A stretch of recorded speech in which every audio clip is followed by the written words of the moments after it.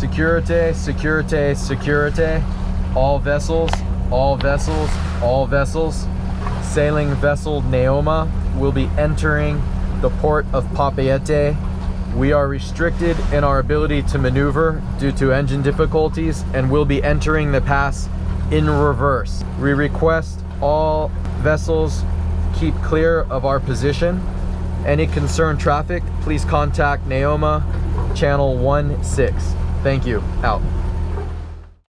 Tomorrow morning we're leaving for Bora Bora and I am really excited. I can't wait.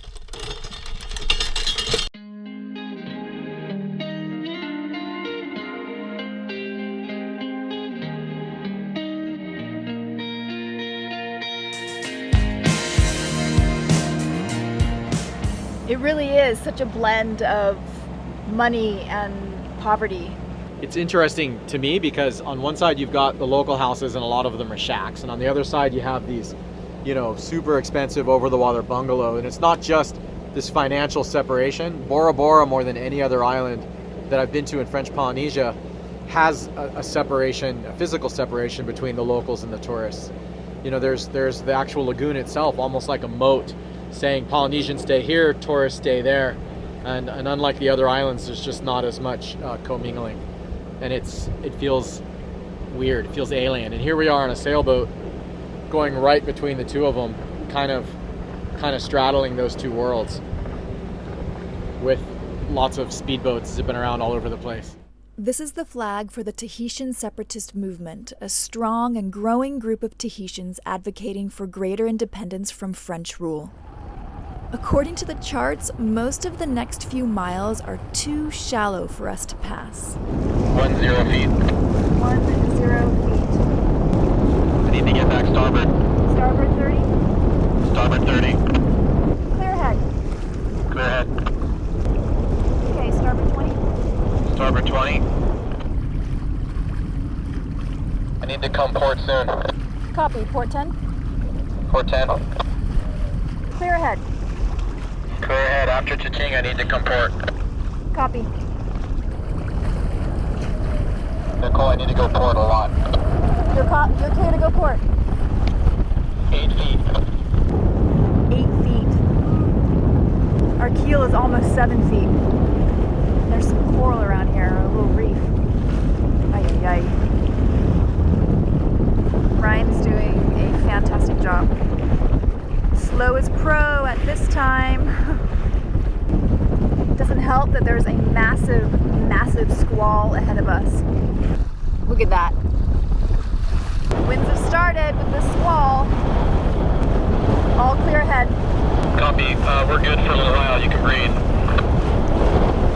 Copy. Babe, that was great driving and perfect speed.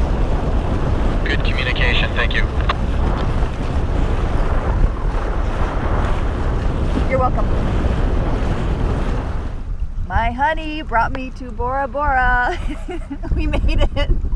Stressful as it was. You're shaking the camera. Because I'm laughing. Thank you. Can we go home now? And he already wants to leave.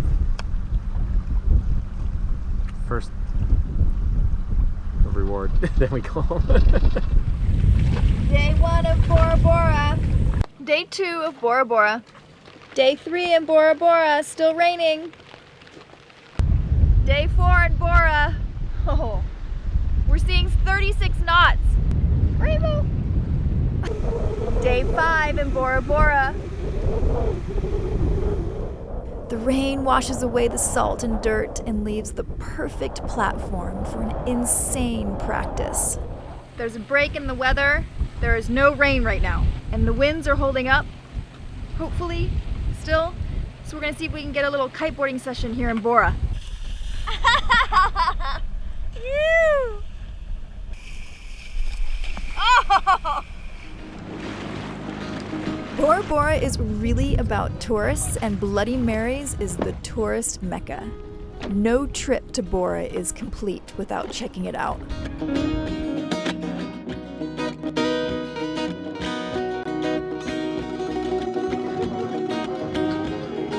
So for your dinner tonight, your choices for your appetizer, it's here.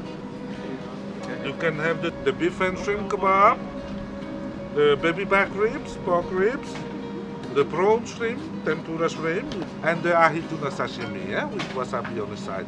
And you want the... You know what I want. Yeah. The wahoo. Her favorite, huh? Yeah. Thank you. Thank you, Maru. He walks home, tired from work. The letter falls from his hand. He got some of my wahoo. Hello. You're cute. Ryan didn't give any of his tuna though. Mean man. You're not gonna get any of my tuna either.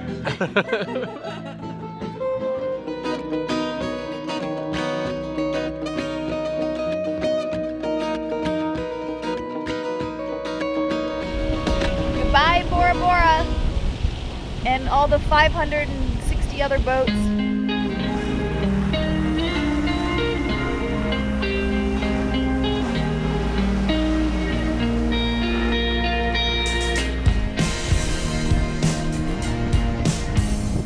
We left Bora Bora yesterday. It's supposed to be a one-day sail to Tahiti. We picked the best weather window that we could, and we figured, well, we can just do a little motor sailing. And then the engine started doing some noises. We were hearing this like every once in a while. Ryan opened up the area where the transmission is, and he could actually, when that noise was happening, he could actually see the transmission slipping. And this morning, the transmission was no longer doing anything in its forward position. Poor Ryan has been trying to deal with figuring out the transmission, and then between all these sail changes and the weather not really cooperating, we haven't gotten much sleep. He really hasn't gotten any sleep. So now we've got to sail into a reef pass because that's the only way to get into any of these bays, probably arriving around 2 in the morning. With no engine. The good news is Naoma is sailing well. The refrigerator is stocked Why is the refrigerator stocked? because Ryan wanted to make sure that we were full with food before we left. And because we were running the engine yesterday, we topped off our water tank so we have water. And the weather should be okay. I'm hoping that it stays that way. Imagine coming into a pass in the dark, in reverse, knowing there's a jagged reef to your left and right, and then having to maneuver into a packed marina without the ability to easily stop the boat. Negative.